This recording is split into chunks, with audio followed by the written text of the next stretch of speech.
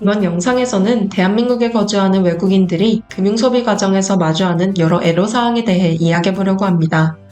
우리나라의 금융 시스템은 빠르게 발전하며 혁신적인 서비스로 편리함을 안겨주고 있습니다. 그러나 외국인의 시각에서 보면 상황이 조금 다릅니다. 그들의 특성을 충분히 고려하지 못한 서비스 방식으로 인해 불편을 겪는 경우가 많습니다. 본 영상에서는 이러한 문제들을 자세히 조명하고자 합니다.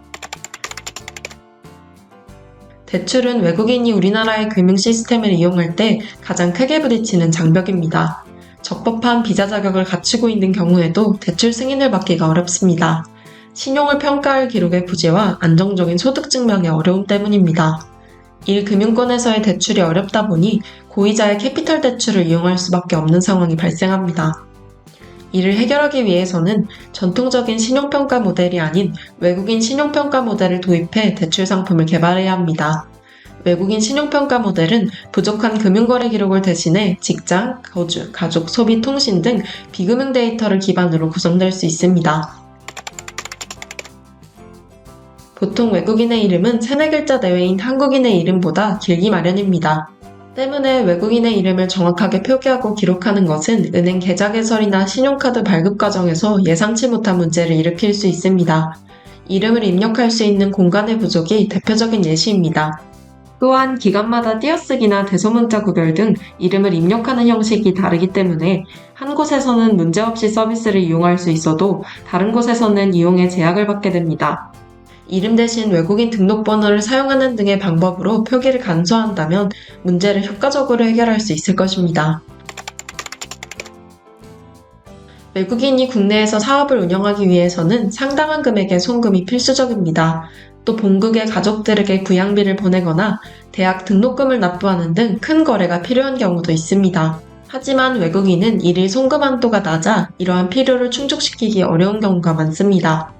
이러한 애로사항을 해결하기 위해 보다 유연한 송금 한도 정책을 마련할 필요가 있습니다.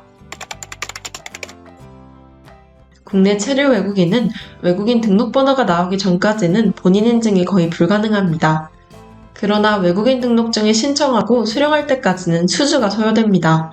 이로 인해 핸드폰 개통이나 은행 계좌 개설 등 기본적인 생활을 위한 각종 서비스를 이용할 수 없게 됩니다. 이는 외국인들이 한국에 처음 도착했을 때 큰 불편함으로 작용하며 이들의 초기 정착을 어렵게 만듭니다. 외국인 등록증 발급을 완료하면 드디어 본인 인증이 가능하기 때문에 핸드폰 번호 개통과 계좌 개설이 가능해집니다. 그러나 외국인 등록증으로는 이러한 업무를 비대면으로 처리하기 매우 힘듭니다. 일부 은행을 제외하고는 외국인 거주자에게 비대면 거래를 허용하지 않기 때문입니다. 때문에 외국인 고객의 경우 은행 영업점을 방문해야만 하는 어려움이 있습니다. 이런 어려움을 해결하기 위해 2023년 구축된 외국인 등록증 진위 확인 서비스를 기반으로 외국인 대상 비대면 인증을 적극 도입할 필요가 있습니다. 외국인 금융 애로사항을 해결하기 위한 첫걸음은 외국인 사용자들의 의견을 직접 듣는 것입니다. 워크숍이나 설문조사를 통해 그들의 애로사항을 상세히 파악하고 이를 바탕으로 서비스 개선 방안을 마련하는 것이 중요합니다. 이 영상이 외국인 거주자가 겪는 애로사항을 파악하는 데 도움이 되었기를 바랍니다. 감사합니다.